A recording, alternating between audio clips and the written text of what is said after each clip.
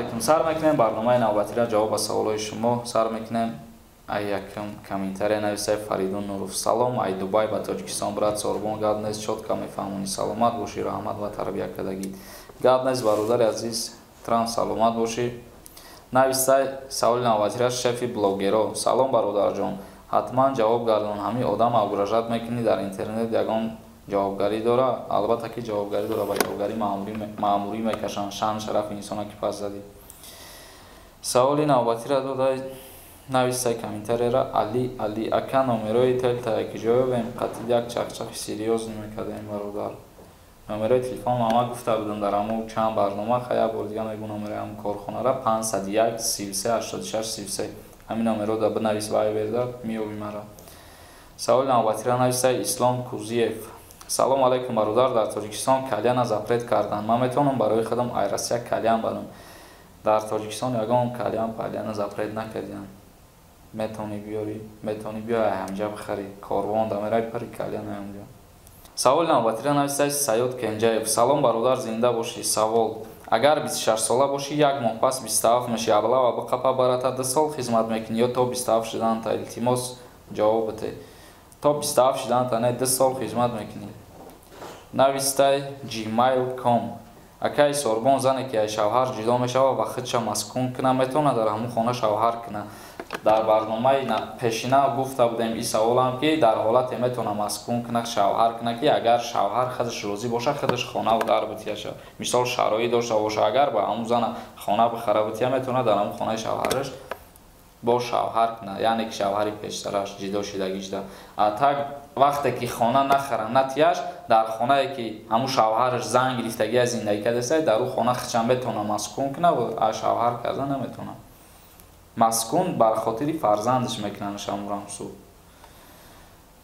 نویسه سوال نوبتی را سعید سعیدов. سلام اکا بهترین برنامه‌تون اکا ماشینای سوال میگه که خانه با نام بیبی майнеким да ҳаёт нест ака да ҳавлида оила амакам хидмонеким пропискада бачаша все ҳамира фаҳмонин ака чихе тақсим мешава гапо бигрезад амун мероса тақсим мекунад суд мерен муроҷиат мекунен суд баробар ҳамада чихаре ки тақсим кунад тақсим мекунад. навистай сорбон 1998. برادر هم یک سوال دارم. اگر روزی کاری با آوردن پسرت به بلنیسه روی با ماشین شخصیت گلکاری کنی شاید بلنیسه اولین پسرت بیاری به خانه همه وقت در قانون چی آمده است جریمه میکنن یا که نه؟ اگه در قانون درباره خیلی چیزای چی نیامده خیلی با فکرم که چی نمیگن کرده است یا نمیقودم. نویسته علیف. سلام علیکم برادر. چند بار شید می نویسم جواب نیست. التماس امیرا جواب ته متریسکا تا چند ماه به جریمه گرفته میشه. برای ما وقتی سپاریدن متریسکای فرزندم 150 سومون جریمه گفتن 6 ماهگی ده سپاریدم. البته که ترا روی قانون جریمه کردن 6 ماه میشال ترا با جوابگری میکشن برای دکمه نکردن فرزند جریمه شم قدره تا یک ماه میتونی متریسکا کنی میشه بعد یک ماه جریمه داره. یک ساله کشید 300 سومون میشه جریمهش. نویسته محمد. سلام پدر مادر جدا شوم فرزند میتونه سرداری اویله شده ابلا و میبره یا که نه؟ اگر در یک حالت میتونه مثال 2 پسر باشن پسر مایدکیش خورتر باشه و کلونیش با بلوغت رسیدگی باشه یعنی که همی سویرشلیدین باشه 18 ساله بالا باشه در این حالت اگر مادرش یگان جا کار نکنه یگان بیمار باشه یا معیوب باشه در همین حالت میتونه فرزند یا کلانی خچه سرداری اویله با قید بگیره خدمتش نبره. در دیگه حالتاش ممکن نیست.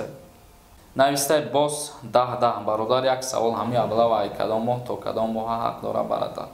ای ماه اکتبر سر میشه آخر نوامبر تمام میشه و ای ماه اپریل سر میشه آخر مای ده تمام میشه. سوال نوبتی را نویسته علیف حبیب. اکا سلام اکا ما یا عروس دارم مرا در مکتب خطی عروسم قپیدن گپ زنی را خیلی کارامونم مرا گفتگیان که گپ نزنین تماما در مکتب او عروسم همسینف مای برادرم خیلی سوالای به معنی را نتین خوبش.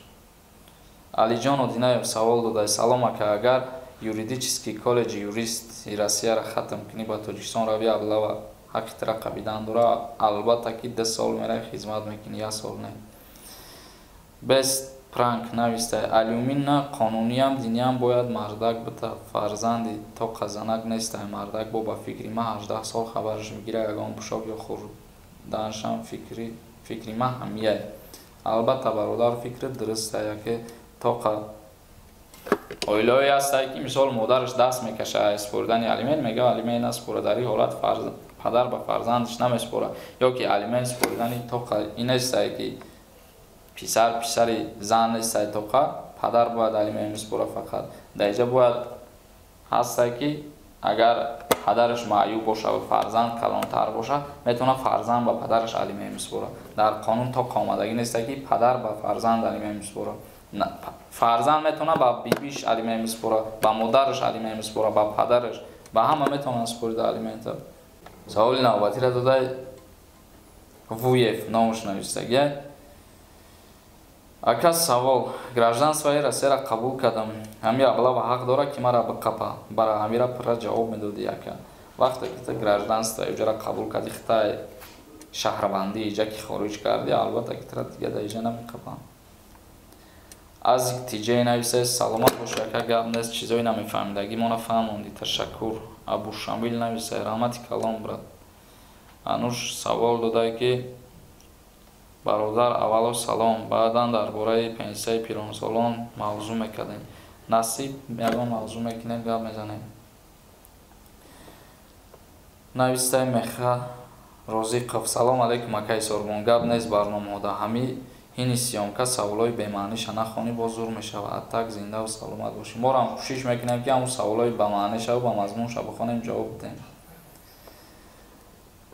سوال نوبتی را داده حیران نشو برادر الیمن چند سوم یک بچه باشه یا یکی 3 4 پرشه فهمون برادر عزیز در قانون آمدگی نیست که پدر با فرزندش 200 سوم الیمن میسپره یا 300 سوم الیمن میسپره او سود میبینه حالت کاری پدر میبینه که همون شرایط داره نداره شرایطش خیلی شرایطش بسیار که باشه مقرر میکنه حصه همون مزد درآمدش بعد مقرر میکنه 100 سوم یا 200 سوم یا 500 سوم او قدر سوم دار که باشه 1000 سوم مثال تا 150 سوم 100 سوم همه کمی کمش هسته اگه سومش این آمدگی نیست که باید تا اینقدر سوم بسپاری